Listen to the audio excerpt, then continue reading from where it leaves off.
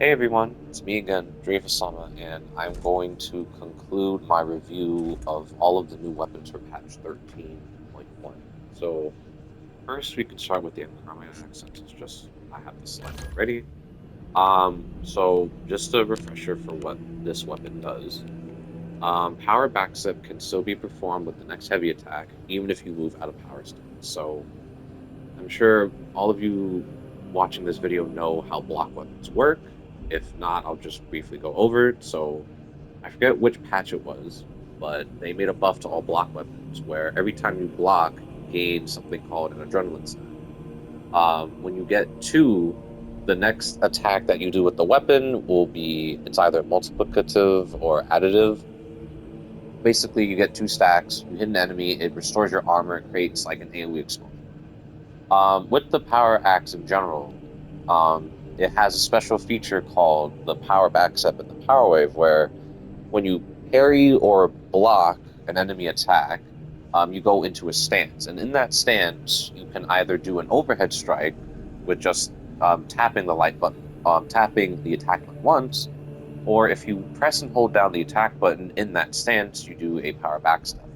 So originally, you could only do that power backstep in the power stance. Now, this weapon lets you do the power backstep even when you're not in the power stance. So that way, you don't have to commit, or if the enemy moves, you don't waste it. You could just move out of the way, and then you could just do it after. Another thing that I discovered in one of my videos is that if you do a lunging attack, you stop moving for a brief second and then you press and hold the attack button, you'll still do the power backstep. So you still gain all of the benefits. And overall, this is a pretty strong weapon, even when you don't have like enough stacks. And it's always good on assault because assault has overcharge, so damage from held and charge melee attacks increased by 25%, but he also has winged fury. So damage from melee attacks executed while sprinting, dashing increases by 100%, deals an AoE effect within a 7-meter radius, and the cooldown is 5 seconds. So pretty much overcharge is ran most of the time, so both assault and bulwark have the same perk. I can find where overcharge is on bulwark. That would be really great. I don't remember. Here we go. Yeah. So both assault and bulwark have the exact same perk. So weapons like this, or weapons in general that have like any charged attack or held attack, will just always deal more damage. So if you main assault, definitely get this weapon. It's super good, super useful, and it looks cool, especially if you're a Blood Angels or one of these successor chapters. And yeah, that's pretty much like a very solid weapon to have. I'm pretty sure this is also available on Vanguard as well, and also the Tech Marine, so you can work around with them. But obviously, on Assault and Bulwark, since you have access to Overcharge, it's going to be better on there anyway. So yeah. Now for the next weapon, we have the White Scar Chainsword. Now, since I just talked about block weapons, this takes the whole uniqueness of blocks and block type weapons and does something a little crazy with it. Basically, as I mentioned before, the adrenaline surge stacks. Usually on all block weapons now, you have two, but this is the only weapon as of now where it's increased to three. So you can still attack an enemy after two surge stacks, even though it's reduced. I'll be honest, the reduced damage from only two doesn't really seem that far off from like three. Like it still does like considerably good damage even with only two stacks, but now you can bring it up to three to deal even more damage. So, and again, like I said, this is also good with assault and bulwark because they have a perk like overcharge. So, you have something like full throttle combined with overcharge.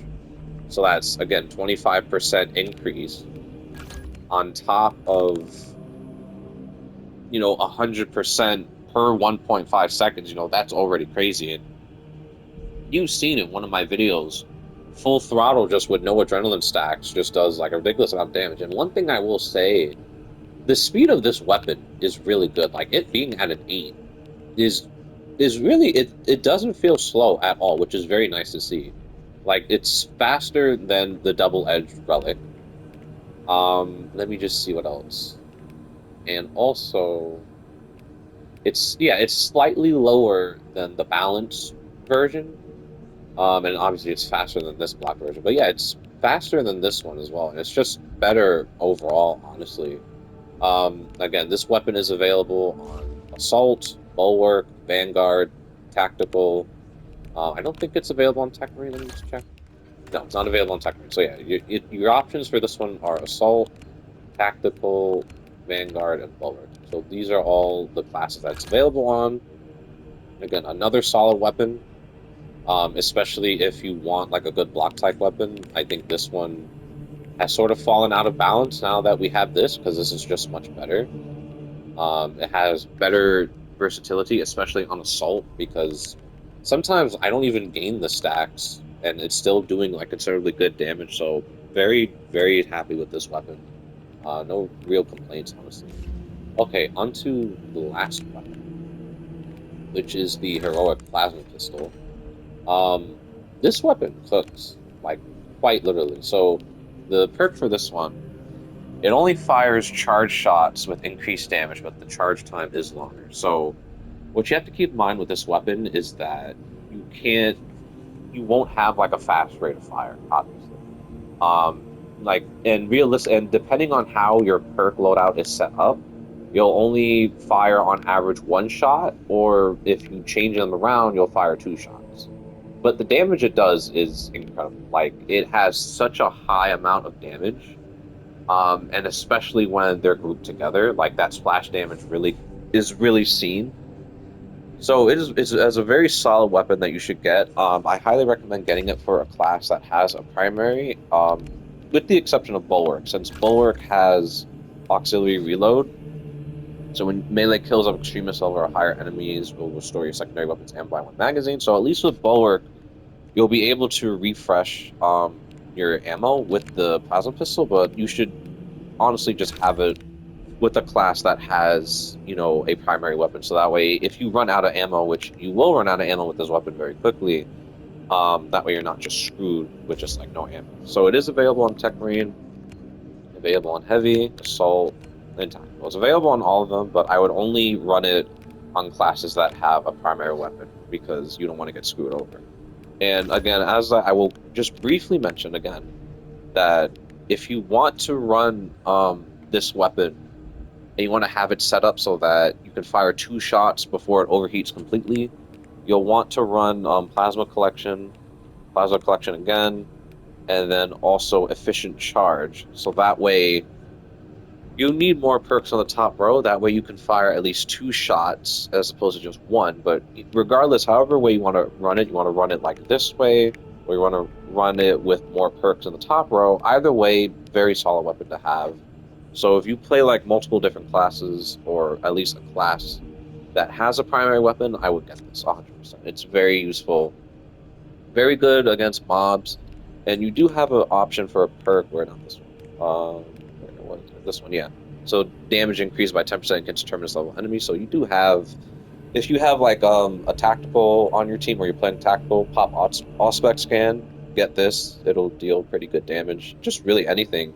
It practically one shots most Majoris, unless they're like Tyranid Sword Warriors that are blocking. It'll practically one shot them, or at the very least incapacitate them.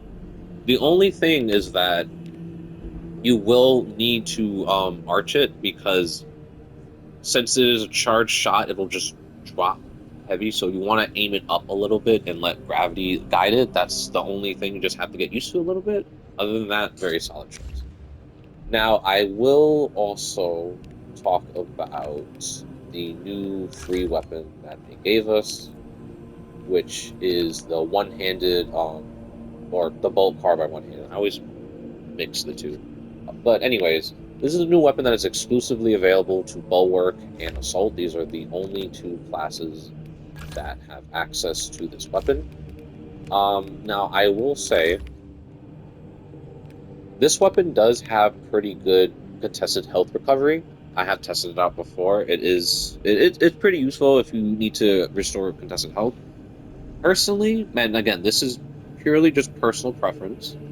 I'm probably not going to use this. I don't see myself using it all that much. Maybe when they get the heroic variant, but I just don't see myself using it. The reason being, there's two reasons. Number one, when I first saw this weapon, I knew the bottom row was the best one for it, but because of that, I'm missing out on increased ammo. You burn through this weapon very quickly. Like as you can see, you only have 180 rounds, and this the beta has more ammo capacity than this one. Like this has more accuracy, which is not really relevant, but you'll lose out on ammo. So you really just want the beta. But even then, you burn through this like, very quickly. So you'll run out of ammo quite fast. That's why it's good to have this on lower, because once again, you have auxiliary reload. So you'll be able to restore this weapon quite effectively. But aside from that, the other reason is that its headshot multiplier is not that high. So going up against an enemy like a zone throw, you won't really get that damage necessary that you could with, like, say, the heroic bolt pistol or, the plasma pistol or something like that. So for that reason, I probably won't run it.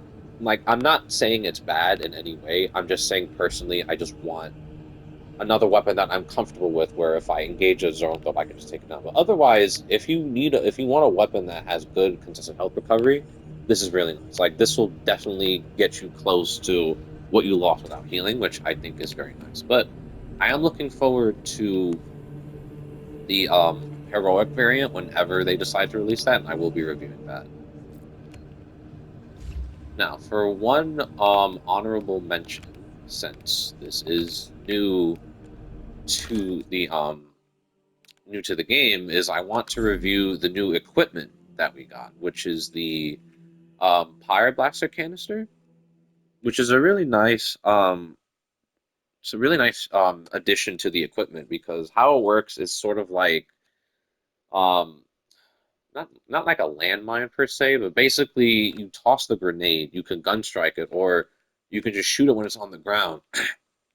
It'll lay out a fire trap, and that will deal it'll deal dot damage, just damage over time to enemies. And as we know, fire is very good. So let me see if I can just find it. Here we go. And of course, you only get one of these. So if I try to pick up another one, I can't. It's only one. So how it works is just you do want to like aim like where you want to throw it. Since if I just throw it like this, it'll just go right there, and then it'll just lay down a fire trap. So then enemies walking through this will just take damage over time. But you do need to aim where you throw it, obviously, since it is a grenade. Okay, so let's just see how much damage this does. And again, this is on absolute. So I'm going to throw it at the Tyrannid. And then it does damage continuously while they're still there. And obviously this is while you're also dealing with other things. So there, like as long as they're stuck in there, that'll deal nothing, and they're still taking damage. So that's already 429 damage from just the canister. So honestly, I think that's really. I just moonwalk. But I still think that's a very solid equipment, especially for something like Siege, or just in certain operations where there's like a good area to set it down. Really useful. So yeah.